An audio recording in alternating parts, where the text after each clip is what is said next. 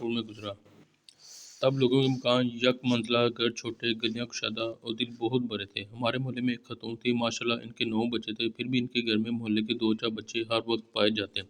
اس وقت گھروں کے دروازے مستقل کھلے رہتے تھے۔ ہم 5 بھائی تھے۔ ہماری والدہ ماشاءاللہ بہت سلیقہ مند اور سوگر خاتون تھی۔ ہم لوگوں کے اسکول گھر آنے تک وہ صفائی ستھرائی، کھانا پکانا، تمام کاموں سے فارغ ہو جاتی تھیں۔ اکثر ایسا ہوتا تھا گھر میں ہماری پسند کا سالن نہ ہوتا تو ہم پیالہ اٹھا کر انہی خاتون کے گھر چلے جاتے جن کے 9 بچے تھے۔ خالہ جان تھوڑا سالن دے دیں، پھر پیالہ بھر کر ہمیں دیتی، ہمیں خوشی خوشی سب بہن بھائی مل کر وہ سالن کھاتے۔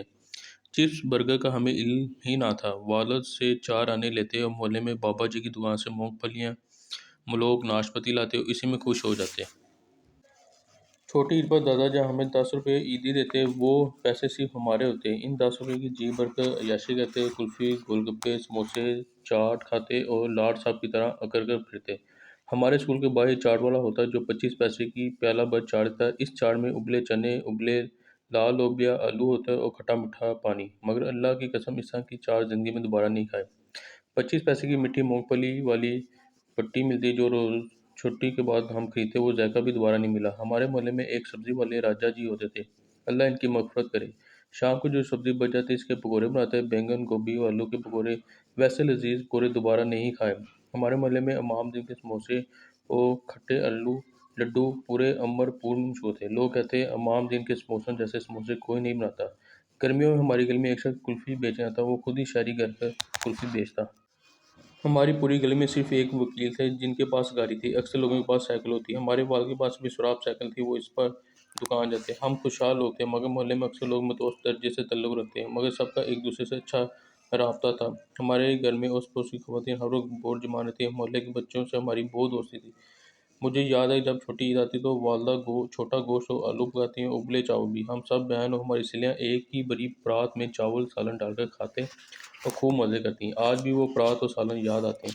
اس وقت صرف پی ٹی وی کا راج تھا۔ 4 بجے شام نشریات کا آغاز بصیرت سے ہوتا، پھر کارٹون لگتے اور اس کے بعد بچوں کا کوئی ڈرامہ دیکھ کر ٹی وی بند کر دیا جاتا، پھر 8 بجے کا ڈرامہ دیکھا جاتا۔ 9 بجے بعد ہم ٹی وی دیکھنے کی اجازت نہیں تھی، تب ہم سب بہن بھائی سو جاتے۔ رشتہ داروں کے گھر میں باقاعدگی سے آنا جانا تھا۔ ہر جمعرات کو والدہ ہمیں دادی اماں اور تائی جان کے گھر لے کر جاتی، رات کو والد کے ساتھ ہم واپس جاتے۔ بچوں کو بڑوں کی محفل میں بیٹھنے کی اجازت نہیں تھی، ہم بچے گلی میں کھیلتے یا پھر بچوں کے رسالے پڑھتے۔ ہمارے محلے میں ایک لڑکی مجھے اچھی نہیں لگتی تھی، مگر جب پتہ چلا اس کے پاس اشتہار احمد کے بہت سے ناول ہیں تو میں فقیروں کی طرح اس کے گھر چکر لگاتے، مزید ایک ناول پڑھنے کو مل جاتا۔ لوگوں میں محبت اور خلوص تھا، ہر کوئی ایک دوسرے کا شناسہ تھا۔ ہمیں یہ علم ہوتا کہ یہ بچہ ہمارے محلے کا ہے یا نہیں۔ آج تو یہ حالات ہے کہ ہمیں یہی پتہ نہیں چلتا کہ ہمارے ساتھ والے گھر میں کون رہ رہا ہے۔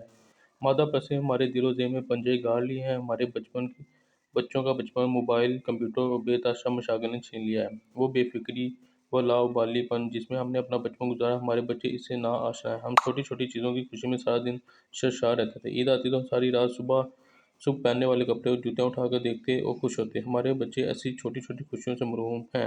جو کھیل ہم کھیلتے تھے، برف پانی، کوکلا کے چھاپی، نیلی پری، اونچ نیچ وغیرہ، ہمارے بچے جانتے ہی نہیں کہ یہ کیا ہے۔ تو یہ کافی پرانے بچپن کی ایک یاد تازہ کر دی اس تحریر نے۔ مزید ویڈیو کی اور کہانیوں کے لیے سبسکرائب کریں اس چینل کو۔ Thank you very much. بچپن کے دن کی حسین یادیں لیے اس تحریر کو اردو ڈائجسٹ سے 2018 کے اپریل 2018 کے شمارے سے لیا گیا ہے، اور مزید اس طرح کی کہانیاں ہم آپ کے سامنے انشاءاللہ لائیں گے اور پیش کریں گے۔